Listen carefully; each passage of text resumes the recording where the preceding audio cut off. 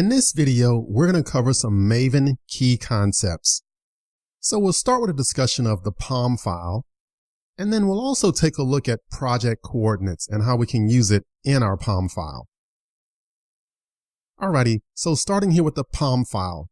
The POM file is your project object model file. This is your configuration file for your project. So this is basically your shopping list for Maven. This is where you tell Maven, hey, we depend on X number of dependencies, go out and find those for us.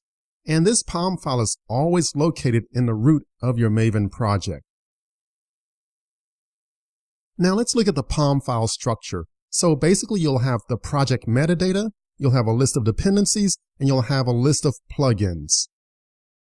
So the project metadata is basically information about your project, like the name of your project, which version number, and also the output file type, like jar file, WAR file, etc.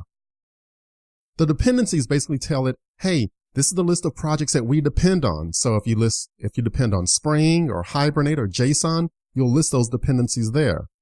And then also you'll have a list of plugins. So these are like additional custom tasks to run. So you can use this for generating like JUnit test reports and so on. Alrighty, so let's go ahead and look at a simple POM file. So here's the file that starts with project, model version, that's always the same. Then we have our metadata. So this is where we can give the project name. So here the name is my cool app. We can give the group ID, artifact ID, and the version number. And we can also specify the packaging. So in this example, the packaging will be for a jar file. So the next section here is the dependency. So this is where we list out all the dependencies that we need for our application. In this example, they make use of JUnit, but you can also add dependencies here for Spring, Hibernate, and etc. I'll show you some examples of adding Spring and Hibernate a little later in this video. So at the bottom, we can add plugins for customization. So we can add some additional custom tasks, for example, generating JUnit test reports and so on. So let's go ahead and talk about project coordinates. So project coordinates uniquely identify a project. It's similar to GPS coordinates for your house, like the latitude and the longitude. It's basically precise information on how to find your house. So if I wanted to come visit you, I'd ask for your city, your street, and your house number. And that'll give me the specifics on how to find your given location. So the group ID could be like the city, the artifact ID could be the street, and then the version could be the actual house number. So some specific coordinates on how to find your house. And we use a similar thing here in the Maven world to identify a project. So a bit more on these project coordinates as far as the specific elements here. So basically what we'll do is we'll have this group ID. So the group ID is basically the name of your company, group, or organization. The convention that's used is to use the reverse domain name. So in my example, I'll call it pom.xml.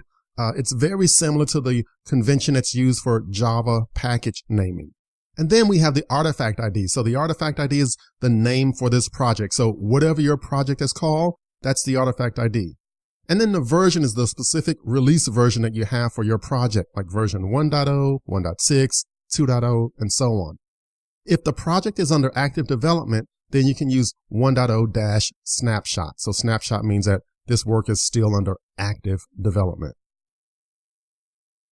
So let's look at some real examples of project coordinates. So we saw the example up top of our com.love2code example, but let's go ahead and look at like the Spring framework. So these are the coordinates that the Spring development team defined for the Spring framework. So they have the group ID of org.springframework, the artifact ID they've defined as spring-context, and then for the version they give it 5.0.0.release. And now let's look at what the Hibernate development team did. So the Hibernate team said, hey, our group ID is org.hibernate, our artifact ID is hibernate-core, and then the version is 5.2.11.final. So those development teams, they came up with their group ID, artifact ID, and version for their given project.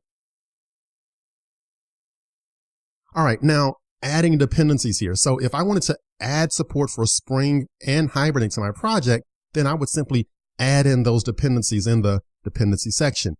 So here I have a reference here for the Spring framework, spring-context, and then also for the org Hibernate, I add in the Hibernate-core. And so this is, again, Maven's shopping list. So Maven will actually go out to the internet and pull down these, the related jar files for this project, and we can use them in our application.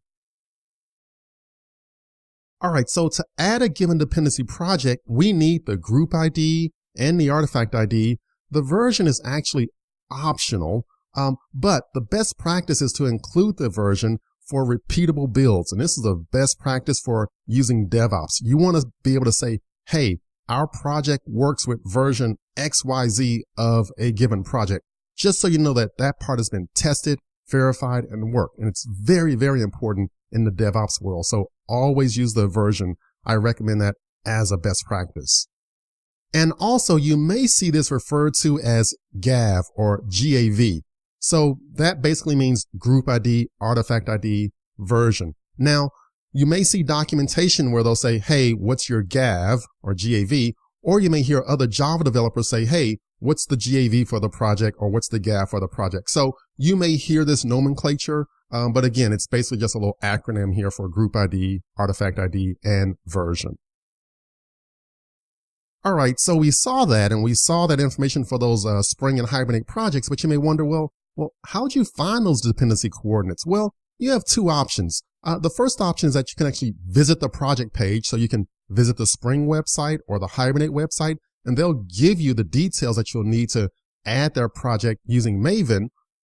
The other option is that you could go to the Maven Central Repository and actually search for those projects, and then you can also get those details.